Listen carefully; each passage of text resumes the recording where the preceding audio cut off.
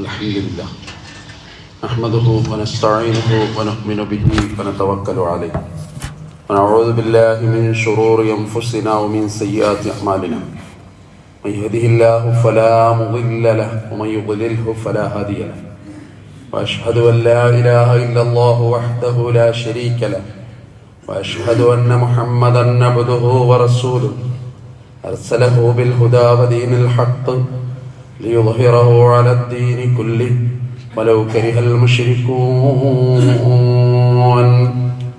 اللهم صل على محمد وعلى آل محمد كما صليت على إبراهيم وعلى آل إبراهيم اللهم بارك على محمد وعلى آل محمد كما باركت على إبراهيم وعلى آل إبراهيم إنك حميد مجيد أما بعد فإن خير الحديث كتاب الله وخير الهدي هدي محمد صلى الله عليه وسلم وشر الأمور محدثاتها وكل محدثة بدعة وكل بدعة ضلالة أيها الإخوان والأخوات أوصيكم وإياي أولا بتقوى الله يا أيها الذين آمنوا اتقوا الله حق تقاته ولا تموتن إلا وأنتم مسلمون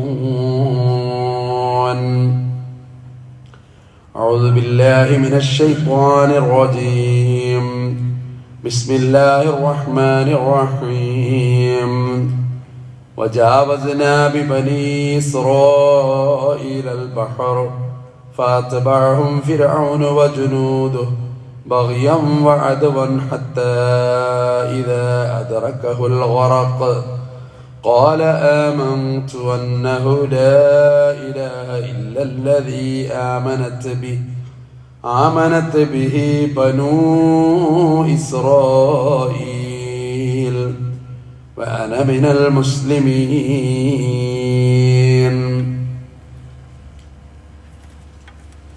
ബഹുമാനപ്പെട്ട സഹോദരന്മാരെ, സഹോദരികളെ, അല്ലാഹു സുബ്ഹാനഹു വ തആലയുടെ വിധി വിലക്കുകൾ ജീവിതത്തിലെമ്പാടും പാലിക്കുവാൻ ഓരോരുത്തരും ശ്രദ്ധിക്കണമെന്ന് എന്നോടും നിങ്ങളോടും ഓർമ്മപ്പെടുത്തുന്നു, വസിയത്ത് ചെയ്യുന്നു. കാരുണ്യവാനായ പടച്ച റബ്ബ് ഇരു ലോക വിജയികളുടെ കൂട്ടത്തിൽ ഉൾപ്പെടുത്തി നമ്മളെല്ലാവരെയും അനുഗ്രഹിക്കുമാറാകട്ടെ. മാരകമായ രോഗങ്ങളിൽ നിന്ന് റബ്ബ് കാത്തു രക്ഷിക്കുമാറാകട്ടെ. റബ്ബിൻ്റെ അപാരമായ അനുഗ്രഹത്താൽ ഏറ്റവും സുപ്രധാനമായ ഒരു ദിവസത്തിൽ ആഷുറാ നോമ്പ് അനുഷ്ഠിച്ചവരായ നിലയിലാണ് ഭൂരിഭാഗം ആളുകളും എന്ന് മനസ്സിലാകുന്നു. നമ്മുടെ അമലുകൾ അല്ലാഹു സ്വീകരിക്കുമാറാകട്ടെ. നമ്മെ സംബന്ധിച്ചിടത്തോളം പരിശുദ്ധ ഖുർആൻ 136 തവണ പറഞ്ഞ, ഏറ്റവും കൂടുതൽ പറഞ്ഞ ഒരു പ്രവാചകന്റെ നാമധേയമാണ് മൂസ അലൈഹിസ്സലാത്തു വസ്സലാം. അത് ജീവിതവുമായിട്ട് വല്ലാത്ത ബന്ധപ്പെട്ട് കിടക്കുന്നുണ്ട്. പരീക്ഷണങ്ങൾ എന്തൊക്കെ ജീവിതത്തിൽ വരുമ്പോഴും അതിലവസാനം ഒരു വിശ്വാസി വിജയിക്കുന്നതിൻ്റെ വിജയമന്ത്രം മൂസ അലൈഹിസ്സലാത്തു വസ്സലാമിൻ്റെ ജീവിതം പരിചയപ്പെടുത്തുന്നുണ്ട്. ഓർമ്മകളങ്ങനെ കടന്നു പോകുമ്പോൾ അള്ളാഹുവിൻ്റെ പ്രവാചകനായിട്ട് റബ്ബ് അദ്ദേഹത്തെ തിരഞ്ഞെടുത്തിട്ടുണ്ട്. സീനാ പർവ്വതത്തിൽ വെളിച്ചം കണ്ടിട്ട് അങ്ങോട്ട് കടന്നു ചെല്ലുമ്പോൾ യാ മൂസ ഫഖ്ലഅൻ അലൈക് ഇന്നക ബിൽ വാദിൽ മുഖദ്ദസി തുവ, ഏറ്റവും വിശുദ്ധമായൊരു താഴ്വരയിൽ നിങ്ങൾ എത്തിയിട്ടുണ്ട്, കാലിൻ്റെ ചെരുപ്പഴിച്ചു മാറ്റണം. വിനയാന്വിതനായിട്ട് മൂസ കടന്നു ചെല്ലുന്നുണ്ട്. താഴെ കുടുംബം കാത്തു നിൽക്കുന്നുണ്ട്. ഇനി ആനസ്തു നാറൻ, വെളിച്ചമൊന്ന് കാണുന്നുണ്ട്, ഞാൻ എടുത്തു വരാം എന്ന് പറഞ്ഞിട്ടാ പോകുന്നത്. ഷുഐബ് നബിയുടെ മകളാണ്,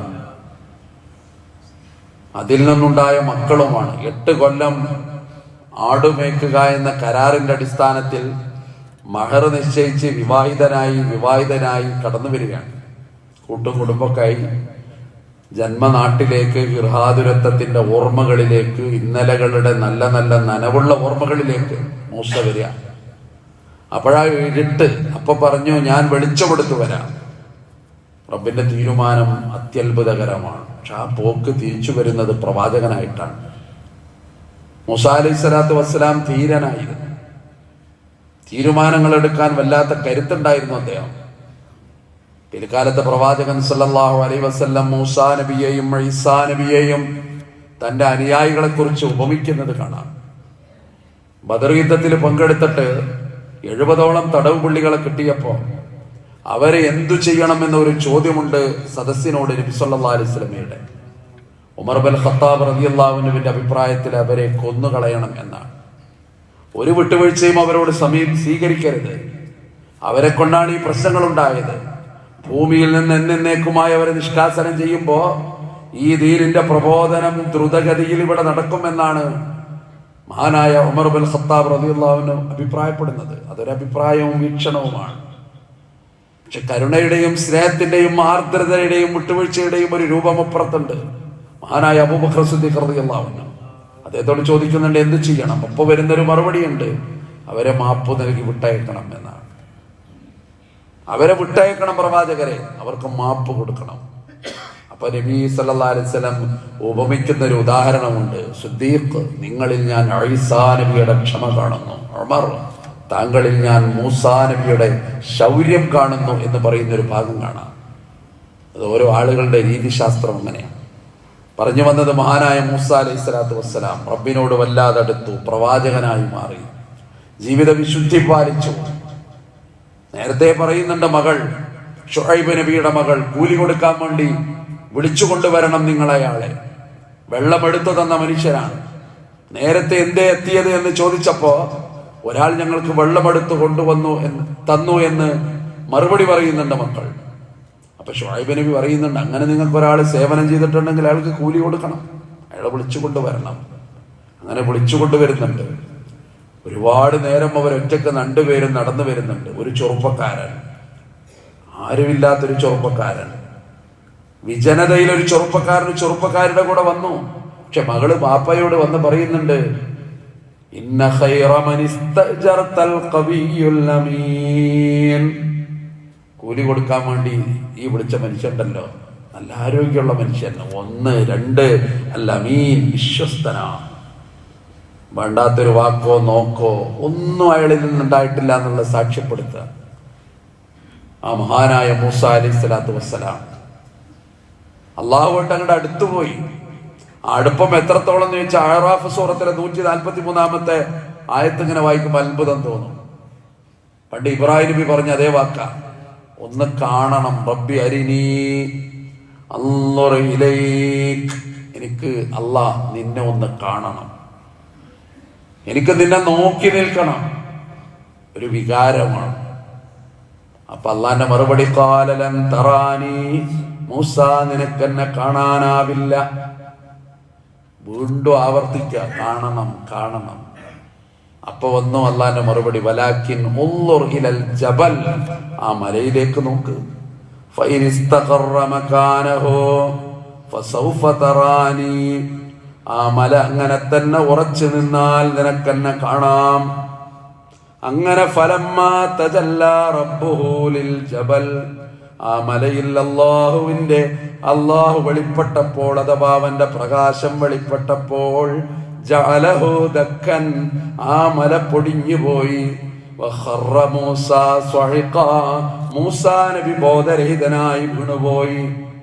ഫലമ്മാ അഫാഖ, അങ്ങനെ ബോധം തെളിഞ്ഞപ്പോ, ഖാല, മൂസാ നബി പറഞ്ഞു, സുബ്ഹാനക, അല്ലാഹുവേ നീ പരിശുദ്ധനാണ്, തുബ്തു ഇലൈക, നിന്നിലേക്ക് ഞാൻ ഖേദിച്ചു മടങ്ങുന്നുണ്ട്, വഅന അവ്വലുൽ മുസ്ലിമീൻ, ഞാൻ ആദ്യത്തെ മുസ്ലിമാണ്. ഇങ്ങനത്തെ ഒരു അനുഭവം ഉണ്ടായ ആദ്യത്തെ മുസ്ലിം, അല്ലെങ്കിൽ മാതൃകായോഗ്യനായൊരു മുസ്ലിം, അല്ലെങ്കിൽ ഒന്നാമതെത്തുന്ന മുസ്ലിം. സാബിഖൂ ഇലാ മഗ്ഫിറത്തിൻ മിർ റബ്ബിക്കും, അള്ളാഹുവിന്റെ പാപമോചനത്തിലേക്ക് നിങ്ങൾ ധൃതി കാണിച്ചിട്ട് അവിടെ നിങ്ങൾ ഒന്നാമതെത്തണം. അള്ളാന്റെ താല്പര്യം അങ്ങനെ. നമുക്ക് അതിലൊക്കെ പിന്നിലാണ് പലപ്പോഴും. അതൊക്കെ ലാസ്റ്റേ നമ്മളുണ്ടാവുള്ളൂ. അവസാനം വരുന്ന വണ്ടി ഏതാന്ന് വെച്ചാൽ നമ്മളെ വണ്ടിയേക്കാരം. അത് പള്ളിക്കൽക്കും ചിലപ്പോൾ അങ്ങനെയൊക്കാരം. അത് ഓരോ യോഗമാണ്, തീരുമാനമാണ്, മഹള് ഫളലാണ്, റബ്ബിന്റെ ഖദറുമാണ്. അതുകൊണ്ട് പറഞ്ഞു വന്നത് മഹാനായ മൂസ അലൈഹി സ്വലാത്തു വസ്സലാമിനോട് നടക്കുന്ന ഈ സംഭാഷണമാണ്. അതുകൊണ്ട് റസൂലുള്ളാഹി സ്വല്ലല്ലാഹു അലൈഹി വസല്ലം പറയാറുണ്ട്, നിങ്ങൾക്ക് അള്ളാനെ കാണണം, സ്വർഗത്തിലെത്തണം. അവിടെ എത്തുമ്പോ എല്ലാ സൗകര്യങ്ങളും കിട്ടിയ സ്വർഗവാസികളോട് അള്ളാഹു പറയുമത്രേ, ഇനി നിങ്ങൾക്ക് വല്ലതും വേണോ? അപ്പൊ അവര് പറഞ്ഞൊന്നും വേണ്ട, ഒക്കെ കിട്ടി, നരകത്തുനിന്ന് രക്ഷപ്പെടുത്തി, ഈ സൗകര്യങ്ങളൊക്കെ കിട്ടി. അള്ളാഹു ആ കൂട്ടത്തിൽ നമ്മളെ ഉൾപ്പെടുത്തി അനുഗ്രഹിക്കുമാറാകട്ടെ. ഇതൊക്കെ പറയാം. അപ്പൊ അള്ളാഹ് പറയാ, ഒന്ന് നോക്കുക. പെട്ടെന്ന് അള്ളാഹിന്റെ വിരി അങ്ങ് മാറുകയാണ്.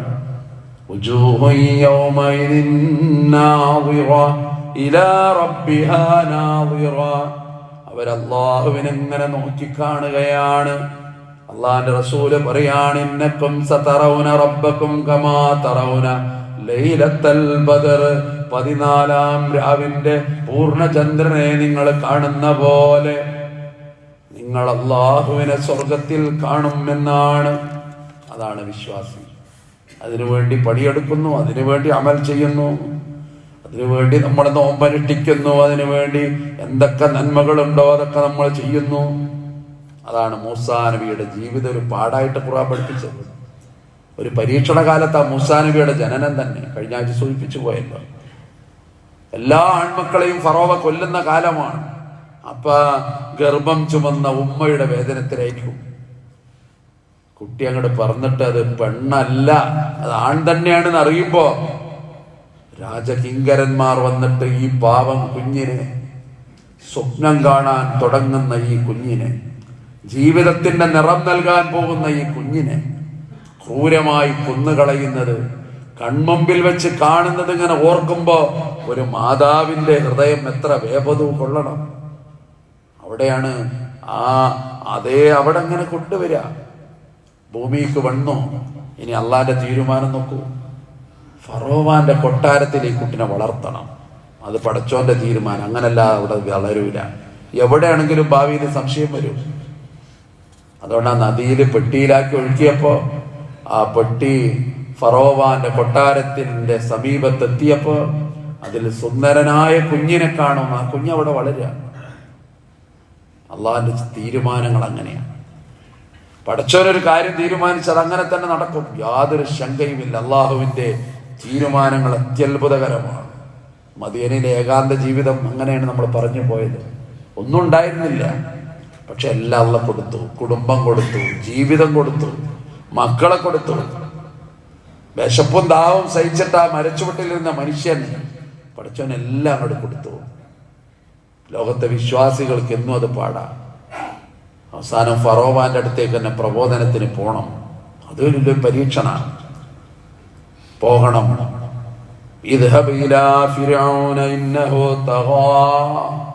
നാട്ടിൽ അതിക്രമം ചെയ്ത ഫറോവാന്റെ അടുത്തേക്ക് പോകണം നീ എന്ന് മൂസ അലൈഹി സ്വലാത്തു വസ്സലാമിനോട് അല്ലാഹ് പറയാണ്. ആ നേരത്തെ ഒരു ദുആ ഉണ്ട്, റബ്ബിശ്റഹ് ലീ സ്വദ്രി. അല്ലാഹുവേ, എന്റെ കാര്യങ്ങൾ എളുപ്പമാക്കണം, എന്റെ ഹൃദയത്തിന് വിശാലത തരണം. വയസ്സിർ ലീ അംരി വഹലുൽ ഉഖ്ദതം മിൻ ലിസാനി യഫ്ഖഹു ഖൗലി. എന്റെ വാക്കുകൾ അവർക്ക് മനസ്സിലാകാവുന്ന തരത്തിൽ എന്റെ നാവിന്റെ കെട്ടുകൾ അഴിച്ചു മാറ്റിത്തരണം റബ്ബേ. എനിക്ക് സഹായിയായിട്ട് എന്റെ സഹോദരൻ ഹാറൂനെ നീ അയച്ചു തരണം റബ്ബേ എന്നൊക്കെ പറയുന്നുണ്ട്. അങ്ങനെ മൂസ വന്നു. അവിടെ ദഅവത്ത് തുടങ്ങി, അവിടെ പ്രബോധനം തുടങ്ങി. ക്രൂരനായ ഫറോവാന്റെ അടുക്കൽ ആ പ്രബോധനം വലിയ പാടായിട്ടാണ് ഖുർആൻ പരിചയപ്പെടുത്തുന്നത്. മൂസാ നബിക്ക് ഒരുപാട് 9 ദൃഷ്ടാന്തങ്ങൾ മൂസാ നബിക്ക് അല്ലാഹ് കൊടുത്തു. അങ്ങനെ മൂസ അലൈഹി സ്വലാത്തു വസ്സലാം അവിടെ പ്രബോധനം അങ്ങ് തുടങ്ങി. പക്ഷെ അവസാനം ഫറോവാൻ മൂസാ നബിയെയും ആളുകളെയും കൊല്ലാൻ തന്നെ തീരുമാനിച്ചു. ആ രാത്രിയിൽ നാടുവിടാൻ അവർ തീരുമാനിച്ചു. അഭയാർത്ഥികളായിട്ട് അവർ പോവുക. ലോകത്തെന്നും അഭയാർത്ഥികളാണ് വിപ്ലവം ഉണ്ടാക്കിയത്. ലോകത്ത് ഏത് കാലത്തും അഭയാർത്ഥികളാണ് പുതിയ നിർമ്മാണങ്ങൾ ഉണ്ടാക്കിയത്. ലോകത്തെ ഹിജറയാണ് മദീന എന്ന് പറയുന്ന യഥിരിബിനെ പരിവർത്തിപ്പിച്ച് കൊണ്ടുവന്നത്. ഇസ്ലാമിന്റെ പുഷ്കലമായ കാലത്തെ ലോകത്തിന് ദാനം ചെയ്തത് ക്ലേശങ്ങളുടെ ഒരു പിന്നാമ്പുറം അതിന് പിന്നിലുണ്ട്. ഒഴുകിപ്പോയ രക്തത്തിന്റെ ഒരുപാട് തിരകൾ അതിന്റെ പിന്നിലുണ്ട് എന്നുള്ളതാണ് ഏത് കാലത്തെയും ഏത് സമൂഹത്തിന്റെയും പഠനം നടത്തുന്ന ചരിത്രം ബോധ്യപ്പെടുത്തുന്നത്. അവിടെയാണ് മഹാനായ മൂസ അലൈഹി സ്വലാത്തു വസ്സലാം അനുയായികളെ കൊണ്ട് രക്ഷപ്പെടുക. ഓടി ഓടി അവർ കടലിന്റെ അവിടെ എത്തുന്നു. അപ്പോഴേക്ക് ഫറോവാനും സംഘവും ഇങ്ങനെ വരിക. അവരറിഞ്ഞു മൂസ രക്ഷപ്പെടാൻ പോവുകയാണ്. ആ സമയത്ത് തിരിഞ്ഞിട്ട് നോക്കുമ്പോ ഇവരിങ്ങനെ വരിക. നേരെ മുന്നിൽ കടൽ, ചെങ്കടൽ. എന്തു ചെയ്യും? അപ്പൊ അനുയായികൾ പറഞ്ഞൊരു വാക്കുണ്ട്, യാ മൂസ ഇന്നാ ലമുദറകൂൻ. കണ്ടു അവര് നമ്മളെ മൂസ, അവര് നമ്മളെ കണ്ടു, അവരിതാ വരുന്ന്. നേരത്തെ ഒരു ധൈര്യം കൊടുക്കുന്നുണ്ട്. ഇല്ല കല്ല ഇന്ന മഈ റബ്ബീ സയഹ്ദീൻ. എന്തിന്? അല്ലാഹു എന്നോടൊപ്പമുണ്ട്, എന്റെ റബ്ബ് എന്റെ കൂടെയുണ്ട്, അവൻ വഴി കാണിക്കും. അങ്ങനെ സമുദ്രത്തിൽ അടിക്കുന്നു, അവിടുന്ന് രക്ഷപ്പെടുന്നു. അത്ഭുതകരമായ രീതിയിൽ മറുകര പറ്റുക.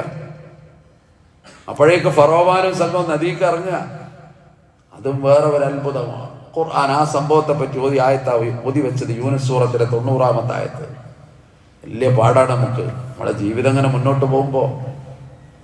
പാശ്ചാത്താപങ്ങൾ ജീവിതത്തിൽ എന്ന് വരണം, മരിക്കുമ്പോ വന്നിട്ട് കാര്യമില്ല അല്ലെ. തളർന്നങ്ങട് കിടക്കുമ്പോഴാ തോന്നുന്നത് ഉള്ള സ്വത്ത് മുഴുവൻ പള്ളിക്കൽക്ക് എഴുതി കൊടുക്കാം, ഇനി ആർക്കും ഉപകാരം, സ്വന്തം ഉപകാരമില്ല തോന്നുമ്പോ ആ നേരത്തെ ഇങ്ങനെ സദക്കയുടെ ചിന്ത വരിക.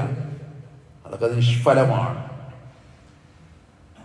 കൂലിണ്ടാവില്ലേ എന്നല്ലാക്കറിയാം, പക്ഷേ അതല്ല അയാൾക്ക് പറ്റിയ നല്ല നല്ല കാലങ്ങളുണ്ടായിരുന്നു അവിടെ. ഇപ്പൊ മക്കളോടുള്ള ആ ഈറ തീർക്കാൻ വേണ്ടിയിട്ടാ ദാനം ചെയ്യണത്. ഓനിന്റെ ഒന്നും കിട്ടണ്ട, ഓൾക്കിന്റെ ഒന്നും കിട്ടണ്ട. അങ്ങനെ ചില വാർദ്ധക്യകാലത്ത് ഭൂമിയിൽ പരീക്ഷണത്തിനും അതിലേറെ പരലോകത്തും പരീക്ഷണത്തിനും വിധിക്കപ്പെട്ട ചില പാവം മനുഷ്യന്മാർ അള്ളാഹു കാത്തുരക്ഷിക്കുമാറാകട്ടെ.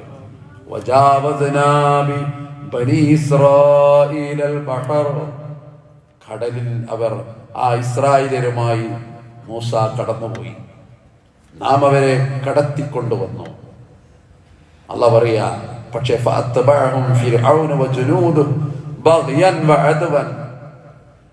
ഫറോവാനും കൂട്ടരും ശത്രുതയോടെ, ധിക്കാരത്തോടെ ഫറോവാനും സൈന്യവും അവരെ പിന്തുടർന്നു.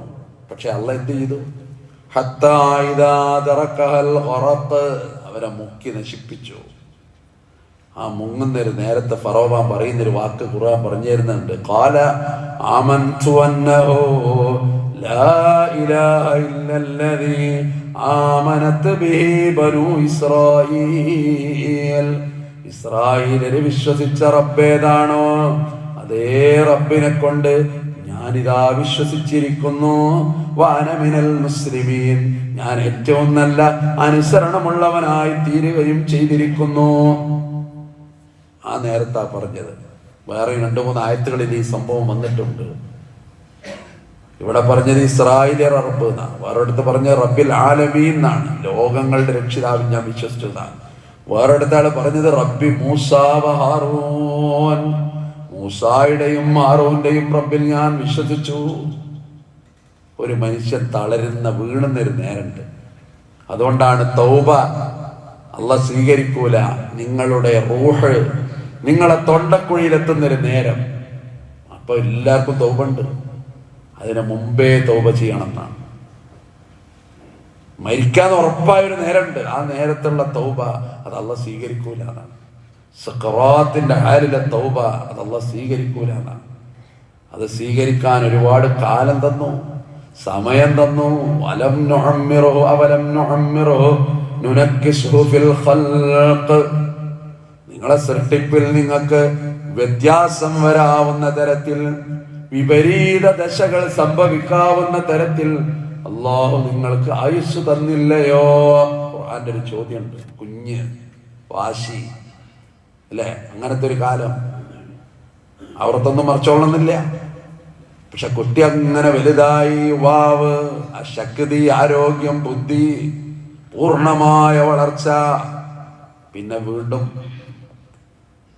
വൃത്തം കറങ്ങി അങ്ങോട്ട് തന്നെ പോവുക. കൊടിയ വാർദ്ധക്യം, രോഗത്തിന്റെ പീഡ, ക്ലേശകൾ. അപ്പൊ അവരത്തൊന്നും ഓർമ്മ ഉണ്ടായിക്കൊള്ളണമെന്നില്ല. വാശി ഇങ്ങനെ താനെ കൂടും. ഒന്നും ഓർമ്മല്ല. ആരായി വന്ന് നിൽക്കണത്? മകനാന്നറിഞ്ഞൂടാ, മകളാന്നറിഞ്ഞൂടാ. അങ്ങനത്തെ വല്ലാത്തൊരു വാർദ്ധക്യം. ഇതാ മനുഷ്യന്റെ ജീവിതം. ഇങ്ങനെയൊക്കെ അള്ള നിങ്ങൾക്ക് ആയുസ് തന്നില്ലേ? എന്തേ നിങ്ങൾ എന്നിട്ടും നിങ്ങൾ എന്തേ ചിന്തിക്കുന്നില്ല എന്ന് പരിശുദ്ധ ഖുർആൻ നമ്മളോട് ചോദിക്കുന്നുണ്ട്.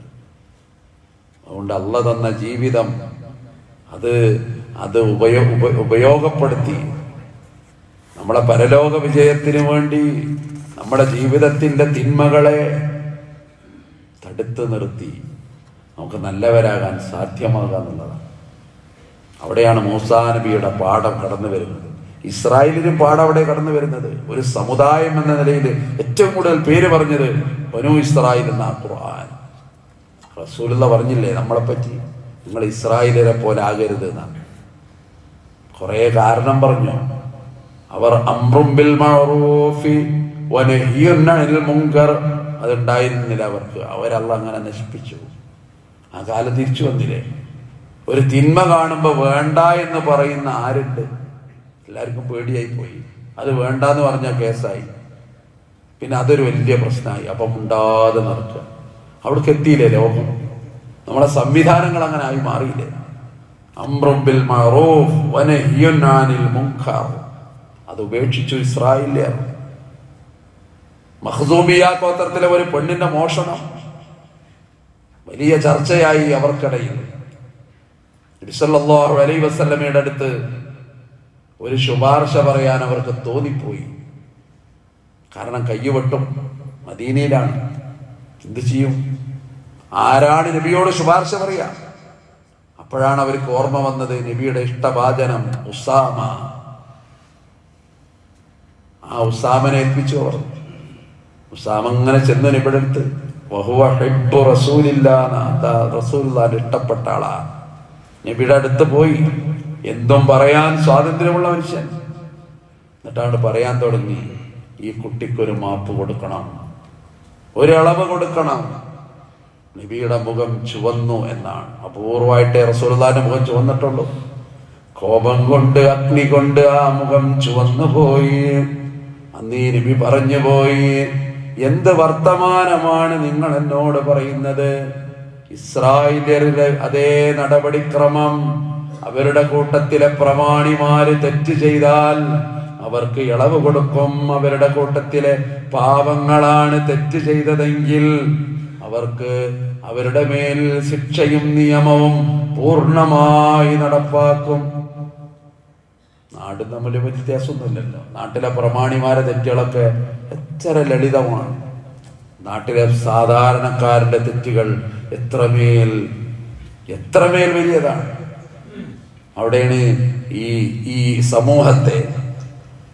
പിന്നെ മൂസാ നബി ഒരുപാട് പരീക്ഷിക്കപ്പെട്ട സമൂഹം ഇസ്രായേലിയർ. അത് നീണ്ടു പരന്നു കിടക്കുന്ന കഥകളാണ്. പറഞ്ഞു വന്നത് അതിൽ നമുക്ക് വലിയ ഗുണപാഠമുണ്ട്. പ്രത്യേകിച്ച് ഈ ഫറോവാന്റെ മരണത്തിൽ ഖുർആൻ പറഞ്ഞിട്ടുണ്ടല്ലോ, എല്ലാവരുടെയും മനസ്സ് മാറുന്ന ഒരു നേരാണ് മരിക്കണ നേരം. എല്ലാരും പറയും അത്ര ഇത്തിരി സമയം ലഅല്ലി അഅ്മലു സ്വാലിഹൻ ഫീമാ തറക്തു, വീഴ്ച വരുത്തിയ കാര്യങ്ങൾ ചെയ്യാൻ റബ്ബേ എനിക്ക് ഇത്തിരി സമയം, ലൈൻ അഖർതനി ലിഅജലിൻ ഖരീബ്, കുറച്ച് സമയം അത് മതി. മനുഷ്യ ഓർക്കുന്നു. പിന്നെ എവിടൊക്കെ ആലോചിക്കും. പരലോകത്തെത്തിയിട്ടും മനുഷ്യ പറയത്തര അല്ലാഹുവിനോട്, ഒന്ന് ദുനിയാവുക്ക് മടക്കി തരുമോ? അവിടെ പോയി കുറച്ച് കാര്യങ്ങൾ ചെയ്തിട്ട് ഇങ്ങോട്ട് വരാം. പക്ഷേ വ്യവസ്ഥകൾ അങ്ങനെ അല്ലാഹു നിശ്ചയിക്കാത്തത് കൊണ്ട്, സമയം അനന്തമായിട്ട് ജീവിതത്തിന്റെ വ്യത്യസ്തമായ തലങ്ങളിൽ നമുക്ക് അല്ലാഹു തന്നത് കൊണ്ട് അങ്ങനൊരു സംവിധാനം ഇല്ല. അതുകൊണ്ട് നല്ലവരായി തീരാൻ നമ്മുടെ പാപങ്ങളിൽ നിന്നൊരു മടക്കം നമുക്ക് തേടാൻ ബദ്ധശ്രദ്ധരാവുക. അള്ളാഹു ഇരു ലോക വിജയികളുടെ കൂട്ടത്തിൽ ഉൾപ്പെടുത്തി നമ്മളെ എല്ലാവരെയും അനുഗ്രഹിക്കുമാറാകട്ടെ.